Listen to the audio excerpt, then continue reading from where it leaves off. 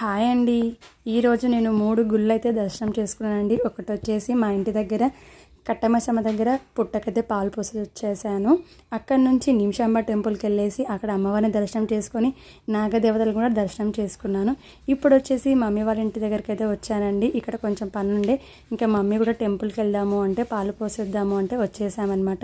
ఇక్కడ చూడండి, మేము ఇక్కడ పెళ్ళి కాక ముందు నుంచి అయితే ఇక్కడ పాలు అయితే పోసేవాళ్ళము. అప్పుడు చాలా చిన్నగా ఉండేదండి, చుట్టూ గోడలు ఉండేవి. ఇప్పుడు చూడండి ఇంత మంచిగా అయితే చేశారు.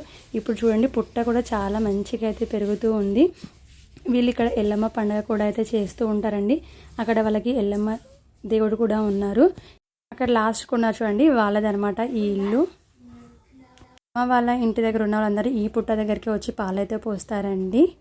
ఫుల్ వీడియో అయితే అప్లోడ్ చేస్తాను, నా ఛానల్లో ఉంటుంది. ఒకసారి అయితే వాచ్ చేయండి. నచ్చితే సబ్స్క్రైబ్ చేయడం మర్చిపోకండి ఫ్రెండ్స్.